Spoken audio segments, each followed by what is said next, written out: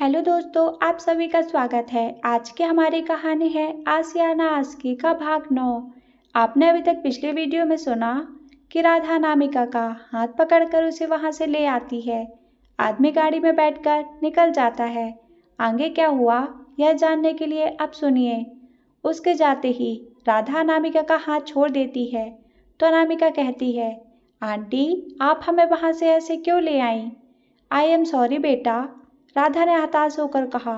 It's okay, लेकिन आप हमें ऐसे लेकर आई जैसे आप उन्हें जानती हैं। हमने आपके चेहरे पर डर देखा था। क्या हुआ आंटी, क्या आप उन्हें जानते हैं? हाँ जानते हैं हम। कौन है वो? वक्त आने पर बता दूंगी, अभी हम लोगों को चलना चाहिए, राधा ने कहा और आगे बढ़ गई। अनामिका भी उनके साथ साथ चलने लगी। दोनों मॉल के सामने पहुंची। अवनी, आकाश और आदित्य वहीं खड़े उनका इंतजार कर रहे थे। उन्हें देखते ही आकाश ने कहा, लो आ गए वो दोनों, अब अंदर चलते हैं। सभी अंदर चले आए। नीता पहले से ही अंदर सबका इंतजार कर रही थी। आकाश को छोड़कर बाकी सब हैरान थे, क्योंकि उसी ने नीता को आदित्य से मिलवाने के लिए वहां बुलाया था। नीता ने आकर राधा के पांव छुए तो राधा ने हर्ष के साथ कहा, अरे बेटा तुम यहाँ? जी आंटी जी, वो शॉपिंग करने आए थे, राधा ने कहा। आंटी जी नहीं, मम्मी जी कहो। और अच्छा है तुम यहाँ मिल गई, हम लोग सगाई की शॉपिंग करने यहाँ आए थे। तुम्हारे लिए भी कुछ लेना था। अब तुम साथ हो तो तुम्हारी पसंद का ही ले लेंगे। नीता तुम्हें अपने देवर से मिलना था ना? ये रहा आदित्य, राधा ने आदित्य की ओर इशारा करके कहा। हेलो, नीता ने मुस्कुराते हुए कहा। आदित्य आगे बढ़ा और नीता को गले लगाते हुए कहा, वेलकम इन फैमिली भाभी।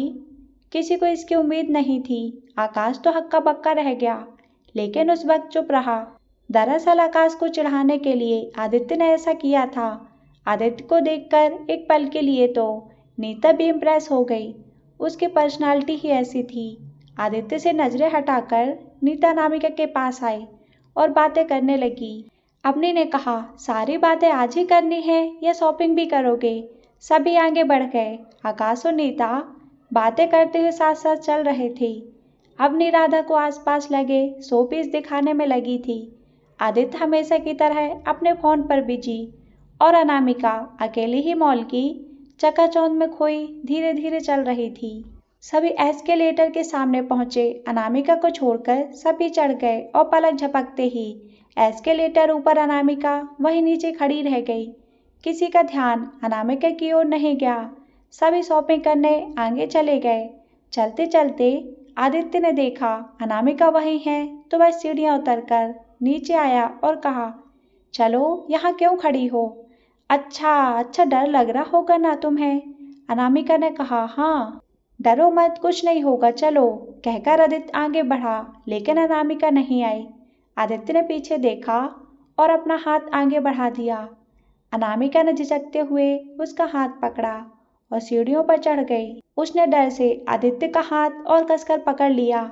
ऊपर पहुंचे और अनामिका एस्केलेटर से सीधा फर्श पर वह जाने के लिए आगे बढ़ी। उसे ये भी ख्याल नहीं रहा कि आदित्य का हाथ अभी भी उसके हाथ में है। आदित्य का हाथ पकड़े पकड़े जब वह आगे बढ़ी तो आदित्य ने रोकते हुए कहा, ओ हेलो, मेरा हाथ तो छोड़ दो। आदित्य की बात सुनकर अनामिका को अपनी बेवकूफ़ी का एहसास हुआ। उसने अपनी जबान अपने दांतों तले दबा ली और पलटकर धीरे से कहा, सॉरी। आदित्य ने कोई रिएक्शन नहीं दिया तो अनामिका उसका हाथ छोड़कर वहां से चली गई। अनामिका के जाते ही आदित्य मुस्कुराने लगा और अपने उस हाथ को देखने लगा जो कुछ देर पहले अनामिका ने पकड़ रखा था। आदित्य अपने लिए कपड़े देखने सामने शॉप में चला गया। अवनी और अनामिका भी एक शॉप में सगाई में अवनी के पहनने के लिए कुछ कपड़े देखने लगे। आखिरकार एक क्रीम कलर का गाउन अवनी को पसंद आया और उसने वो खरीद लिया। अनामिका तुम भी अपने लिए कुछ ले लो ना, सगाई में पहनने के लिए, अवनी ने शॉप से बाहर आते हुए कहा। हमारे पास बहुत कपड़े हैं। हाँ पर वो तो नॉर्मल है ना यार, भैया की सगाई में सब अच्छे अच्छे कपड़े पहनेंगे, अवनी बोली तो अनामिका अपनी मजबूरी जताते हुए कहने लगी, अभी हमारे पास इतने पैसे नहीं हैं, तुम भी ना हद करती हो, तुम भी तो मेरी तरह बाकी सबकी तरह व्यास फैमिली का हिस्सा हो, तो फिर क्यों ऐसी बातें करती हो? हम समझते हैं अवनी, पर इस तरह से कुछ नहीं ले सकते। ले लो ना प्लीज, अवनी ने कहा तो अनामिका ने ना में अपनी गर्दन हिला दी और आगे बढ़ गई। दोनों चलकर राधा के पास आई। राधा ने नीता के लिए कुछ साड़ियाँ और सगाई में पहनने के लिए लहंगा खरीदा। अवनी और अनामिका ने देखा तो उन्हें भी बहुत पसंद आया। नीता भी वहीं थी। खरीदारी करते हुए आकाश ने उनके पास आकर कहा, माँ भूख लगी है, हम सब नीचे खाने जा रहे हैं, आप भी चलेंगी? नहीं बेटा, तुम सब जाओ, तब तक मैं कुछ और सामान देख लूं। वैसे मैंने आते वक्त नाश्ता कर लिया था। ओके, फिर मैं अपनी नीता और अनामिका जा रहे हैं, आकाश ने कहा और उन तीनों को लेकर नीचे चला आया।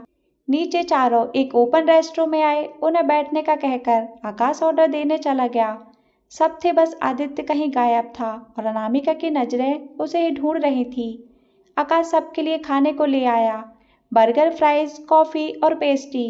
आकाश और नीता को अकेला छोड़ने के लिए अपनी और अनामिका अपना अपना खाना लेकर दूसरी टेबल पर जा बैठे।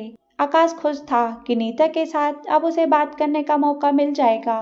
आकाश अपने हाथ से नीता को खिला रहा था। उन्हें देखकर अवनी ने अनामिका से कहा, भैया और भाभी साथ में कितने अच्छे लग रहे हैं ना? हाँ, दोनों बहुत प्यारे लग रहे हैं, इन्हें किसी की नज़र ना लगे। अनामिका ने प्यार से दोनों को देखते हुए कहा, मुझे तो बिल्कुल भैया जैसा लड़का चाहिए, जो खुद कम बोले और सिर्फ मेरी सुने। अवनी ने कहा तो अनामिका ने ताने मारते हुए कहा, तुम्हारे सामने वैसे भी कोई क्या बोल पाएगा, वेरी फनी। अच्छा ये बताओ, तुम्हें कैसा लड़का चाहिए? अवनी ने सवाल किया। हमें हमें तो ऐसा लड़का चाहिए जो बहुत कम शब्दों में अपनी बात कह दे, जिसकी आंखें देखकर ही हम उनके दिल का हाल जान लें, जो हमसे बहुत प्यार करे, हमेशा हमारा साथ दे और कभी हमें टूटने ना दे। अनामिका इतना कहकर चुप हो गई। हाँ, अच्छी चॉइस है, पर ऐसे लड़के असल जिंदगी में नहीं होते अनामिका जी, वो या तो फिल्मों में मिलते हैं या कहानियों में। अवनी ने पेस्ट्री खाते हुए कहा तो अनामिका बोली, असल जिंदगी में भी होते हैं और हम ढूंढ लेंगे। अभी दोनों बैठकर बातें कर ही रही थी कि कहीं से आदित्य आ टपका और अवनी से कहा, शर्म नाम की चीज तो तुम में है ही नहीं। अब मैंने क्या किया? अवनी ने पेस्ट्री खाते हुए कहा, वहाँ माँ अकेले है और तुम लोग यहाँ बैठकर ठूस रही हो। उठो और एक कॉफी माँ को देकर आओ। आदित्य ने अपने हाथ में पकड़ी कॉफी अवनी की ओर बढ़ाकर कहा, लेकिन मैं क्यों देकर आऊँ? आप भी तो जा सकते हो ना। बड़ा कौन है आप? तो ऑर्डर कौन करेगा? आप। और मानेगा कौन? मैं। तो चुपचाप जाकर ये कॉफी माँ को देकर आओ और उनसे पूछना कुछ खाना हो तो बता दें, मैं वहीं भिजवा दूंगा। आदित्य ने अनामिका के साइड में पड़ी कुर्सी पर बैठते हुए कहा। अपने पैर पटकते हुए वहां से चली गई। आदित्य वहीं बैठा रहा, अवनी की कॉफी पीता रहा। अनामिका आदित्य को देख रही थी और आदित्य सामने बैठे एक कपल को।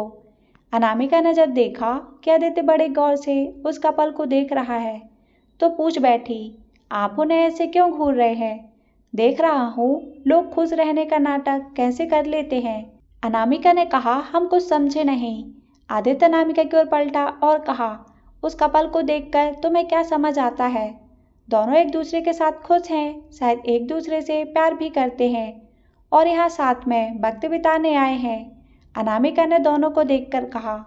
आदित्य मुस्कुराया और कहा, हाँ ऐसा कुछ नहीं है, दोनों एक दूसरे के साथ बिल्कुल खुश नहीं है, बस लोगों के सामने उनका रिलेशनशिप स्टेटस खराब ना लगे इसलिए साथ साथ हैं। यहाँ बैठने की वजह सिर्फ खाना है।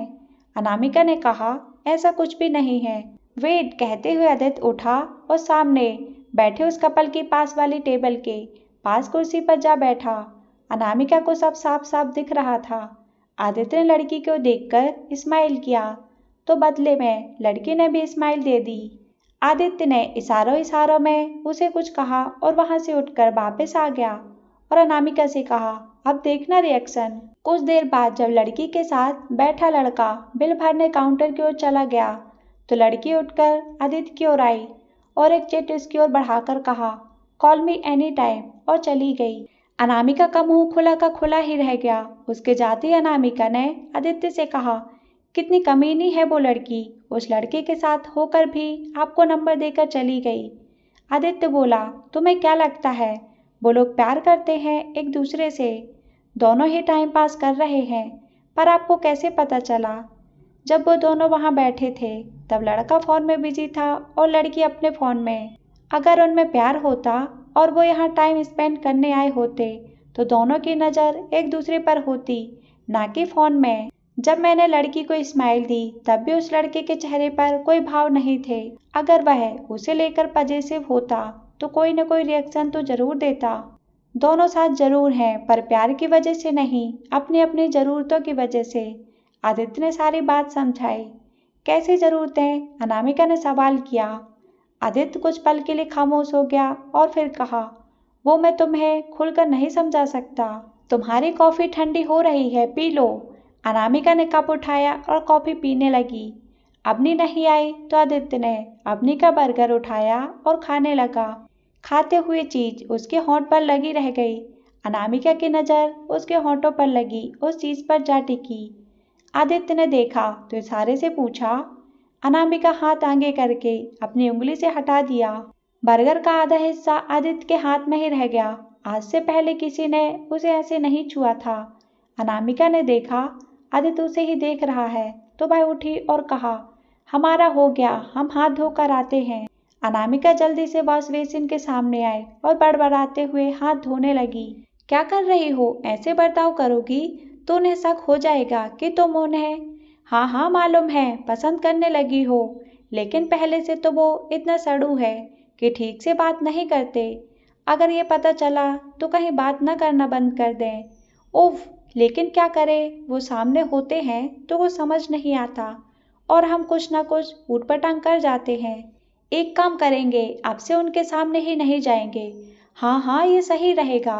कहते हुए उसने जैसे ही ऊपर देखा, शीशे में पीछे खड़े आदित्य का चेहरा दिखा। अनामिका को लगा ये उसका वहम है। उसने शीशे पर हाथ घुमाया लेकिन आदित्य तो जस के तस था। वह अनामिका के पास आया और उसके हाथ को शीशे से हटाकर कहा, पागल हो गई हो? जानती नहीं कितने बैक्टीरिया होते हैं इन चीज़ों पर। उसने अनामिका का हाथ अपने हाथ में लिया, उस पर हैंड वॉश डाला और धोने लगा। ऐसा करते उसका ध्यान सिर्फ अनामिका के हाथ पर था और अनामिका का उस पर। आदित्य के हाथों की छुअन उसके मन को गुदगुदा रही थी। आदित्य ने उसका हाथ धोया और अपनी जेब से रुमाल निकालकर उसकी ओर बढ़ा दिया। अनामिका ने अपने हाथ पोंछे और जब वापस रुमाल आदित्य की ओर बढ़ाया तो आदित्य ने कहा, कल धोकर दे देना, और आदित्य चला गया। अनामिका ने एक बार रुमाल को देखा और दूसरी बार आदित्य को देखकर कहा, सड़ू। आकाश और नीता भी अपना अपना नाश्ता खत्म कर चुके थे। अपनी ऊपर ही रुक गई सोचकर। आदित्य ने उसके लिए एक बर्गर लिया और फिर चारों ऊपर चले आए। तब तक राधा लगभग आधी से ज्यादा शॉपिंग कर चुकी थी। आदित्य ने बर्गर अवनी की ओर बढ़ा दिया। अवनी ने मुस्कुराते हुए लिया और वहीं खाना शुरू कर दिया। आदित्य और आकाश अपने लिए कपड़े देखने चले गए। आदित्य ने लाइट पिंक कलर का कुर्ता और चूड़ीदार खरीदा। आकाश के लिए गोल्डन कुर्ता और रेड सलवार। सभी अपने अपने बैग संभाले नीचे आ गए। नीता अपनी स्कूटी से आई थी इसलिए सबको बाय बोलकर वहां से चली गई। सभी घर आ गए। जैसे ही सभी गाड़ी से उतरे हैरान थे। घर लाइटों और फूलों से सजा हुआ था। गार्डन में डेकोरेशन का काम चल रहा था और राकेश सबको ऑर्डर दे रहे थे। राधा ने देखा तो हैरान थी। राकेश ने जैसे ही सबको देखा उनके पास आए और कहा, आ गए सब लोग मार्केट से? चलो चलो अंदर चलो, मैं अभी आता हूँ। राधा ने कहा, वो सब तो ठीक है लेकिन आप ये सब क्या कर रहे हैं? अरे भाई, मेरे बेटे की सगाई है, बार बार थोड़ी होगी। तुम सब चलो ना, मैं उन लोगों को बाकी काम समझा कर आता हूँ। सभी अंदर चले आए। राधा बुरी तरह से थक चुकी थी, आधे ही सोफे पर बैठ गई। दादू दादी भी वहीं बैठे थे। कुछ देर में राकेश भी आ पहुंचा। सभी बैठकर बातें कर रहे थे।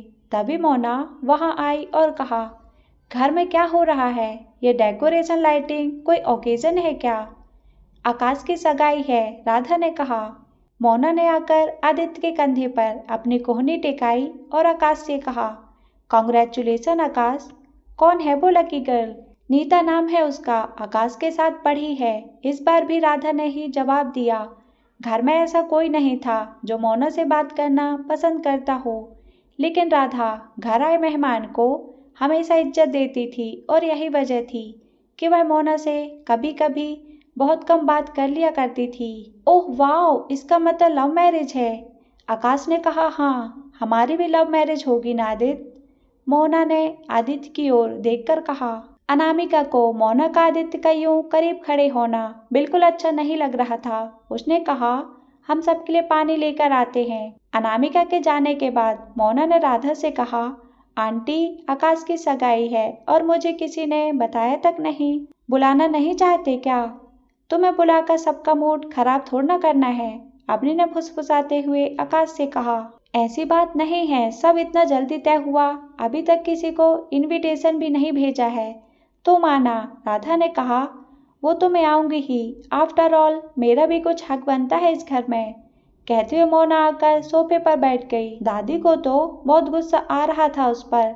उन्होंने बात बदलने के लिए कहा, राधा क्या लाई हो सबके लिए, दिखाना जरा। हाँ माँ, कहते हुए राधा ने एक एक बैग खोलना शुरू किया।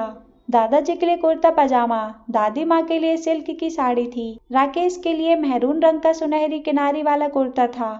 सबको बहुत पसंद आया। आकाश, आदित्य और अवनी ने भी सगाई में पहनने वाले अपने अपने कपड़े दिखाए। सबके कपड़े देखकर राकेश ने राधा से कहा, राधा सबके लिए कुछ न कुछ लाई हो, अनामिका के लिए कुछ नहीं खरीदा? हाँ, वो मुझे लगा उसने अवनी के साथ खरीद लिया होगा, राधा ने अवनी की ओर देखकर कहा। अवनी ने कहा, मैंने बोला था माँ, लेकिन आप तो जानती हैं ना, उसने साफ मना कर दिया।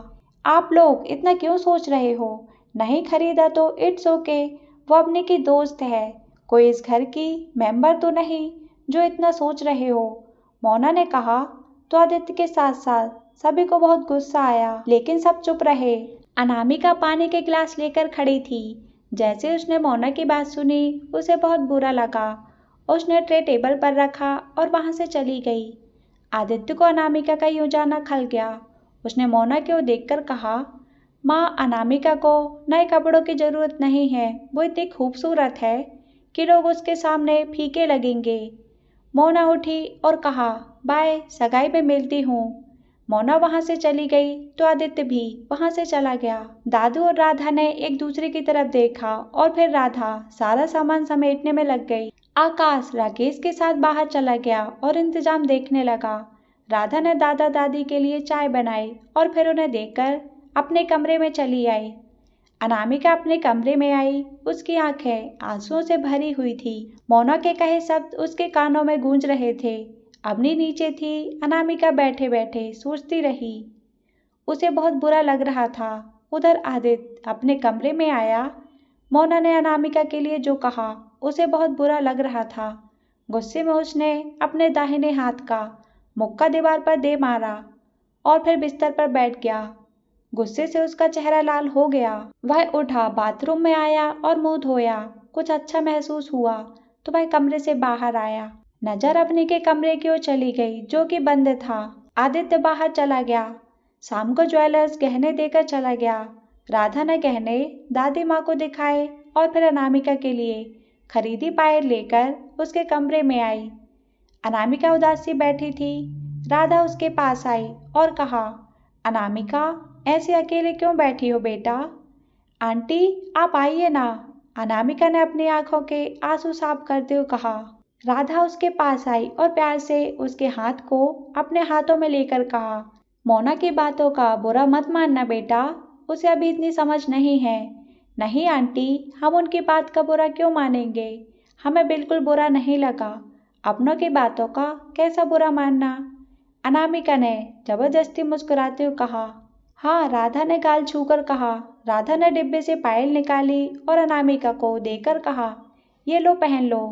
सगाई वाले दिन पहन लेंगे आंटी, अनामिका ने पायल लेकर कहा। नहीं, अभी पहनो मेरे सामने, मुझे देखनी है कैसे लगेगी, राधा ने प्यार से कहा। राधा का अपनापन अनामिका के जख्मों पर मरहम जैसा था। उसने अपने पैरों में पायल पहनी और राधा को दिखाई। उसके गोरे पैरों में पायल बहुत जच रही थी। अनामिका मोना को भूल गई और कमरे में चलने लगी। पायल के घुंघरू से छम छम की आवाज आने लगी तो अनामिका खिलखिला पड़ी। राधा ने उसका गाल थपथपाया और चली गई। अनामिका कमरे से यहाँ से वहाँ चल रही थी। पायलों की छम छम उसे बहुत अच्छी लग रही थी। वह घूमते हुए बाहर आई, छम छम करते हुए यहाँ से वहाँ घूमने लगी। आदित्य उस वक्त बालकनी में खड़ा फोन पर किसी से बात कर रहा था। अनामिका के पायलों की छन छन से उसे बात समझने में परेशानी हो रही थी। वह पलटा और गुस्से में फोन काट कर अनामिका के पास आया और उसकी बाह पकड़कर अपनी ओर करके कहा, ये क्या छम छम लगा रखा है, दिखाई नहीं देता, बात कर रहा हूँ फोन पर। तुम अभी उतारो इन्हें, अपने कमरे में जाओ और उतार कर आओ। लेकिन अनामिका ने बोलना चाहा तो आदित्य ने कहा, लेकिन वेकिन कुछ नहीं, अभी के अभी जाकर उतारो इन्हें, राइट नाउ। हाँ कहते हुए अनामिका ने जैसे ही 2 कदम बढ़ाए, फिर से वही आवाज आई। आदित्य फिर से झुंझला गया और कहा, रुको। अनामिका रुक गई तो आदित्य उसके पास आया और कहा, ऐसे जाओगी तो आवाज आएगी फिर। आदित्य ने अनामिका को गोद में उठाया और लेकर कमरे की ओर बढ़ गया। अनामिका बस उसे देखती रही। यह हक उसने आदित्य को कब दिया वो खुद भी नहीं समझ पाई, और आदित्य बिना उसकी ओर देखे आगे बढ़ता रहा। अनामिका ने बड़े प्यार से उसे देखा और धीरे से कहा, सड़ू। आदित्य ने अनामिका को गोद में उठाया और उसके कमरे के सामने छोड़कर चला गया। बाहर आकर उसे खुद पर ही गुस्सा आ रहा था कि उसने अनामिका को क्यों डांटा। क्या हो गया है मुझे, ऐसे बिहेव क्यों कर रहा हूँ। वो हमेशा इतने प्यार से पेश आती है, फिर भी मैं इतना रूड हो जाता हूँ उसके सामने, क्योंकि तुम उसे पसंद करते हो, पीछे से आते हुए आकाश ने कहा। आकाश को वहां देखकर आदित्य बड़बड़ाया और कहा, किसे? वही जिसके बारे में खुद से बातें कर रहे हो। मैंने आज से पहले तुम्हें इस तरह खुद से बातें करते हुए नहीं देखा। आदित्य ने धीरे से कहा, हाँ तो पसंद करते हो ना? आकाश ने आदित्य से फिर कहा। आदित्य ने चिढ़ते हुए कहा, किसे और आप क्यों बोल रहे हो ये सब? भाई हो तेरा, चेहरा देखकर बता सकता हूँ क्या चल रहा है तेरे मन में। जाकर भाभी का मन टटोलिए, आज तो वो बड़ा इम्प्रेस होकर गई है मुझसे। आदित्य ने आकाश को छेड़ते हुए कहा। बात बदलने का अच्छा बहाना है, आकाश ने कहा। तभी उसका फोन बजा और आदित्य को वहां से निकलने का मौका मिल गया। वह नीचे आया, अंधेरा हो चुका था। राकेश जी ने सभी लाइटें चालू करवा दी। सारा घर रोशनी से जगमगा उठा। आदित्य ने अपने फोन में कुछ तस्वीरें ली और आकर सोफे पर बैठ गया। राधा ने उसे अकेले बैठे देखा तो उसके पास चली आई और कहा, यहाँ अकेले क्यों बैठे हो? घर कितना अच्छा लग रहा है ना माँ, कितने दिनों बाद सुकून मिल रहा है ना ये सब देखकर। हाँ, इतने दिनों बाद घर में खुशी का दिन आया है, तुम्हारी शादी भी मैं इतने ही धूमधाम से। कहते कहते राधा रुक गई। उन्होंने जब आदित्य को देखा तो उसकी आंखों में नमी देखकर उसका दिल पसीज गया। अनजाने में वह ऐसी बातें कह गई जिससे आदित्य को ठेस पहुंची। आदित्य के साथ साथ उनकी आंखों में भी नमी तैर गई।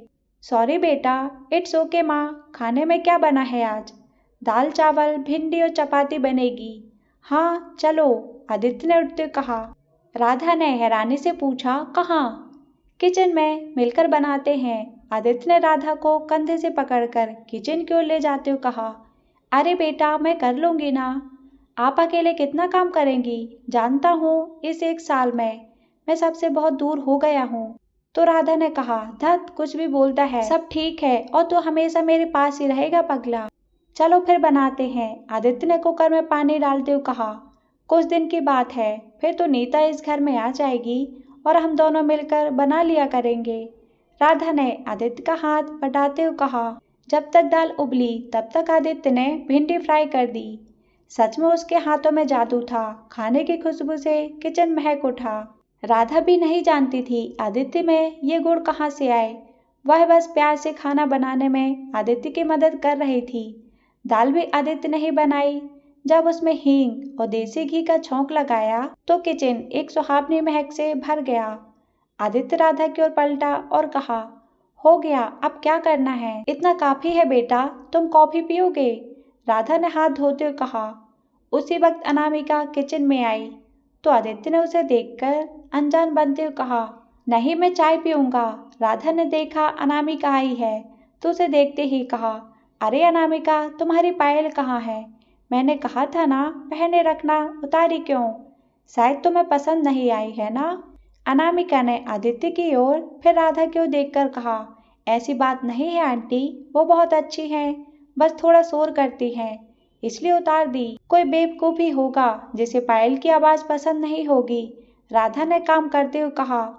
तो अनामिका आदित्य की ओर देखकर मुस्कुराने लगी। बेचारा आदित्य बैठे बैठाए उसे बेवकूफ सुनने को मिल गया। उसने राधा से कहा, माँ चाय? हाँ बनाती हो, राधा ने कहा। तो अनामिका बोली, आप रहने दीजिए आंटी, हम बना देते हैं। तो राधा और काम करने में लग गई। अनामिका आदित्य के लिए चाय बनाने लगी।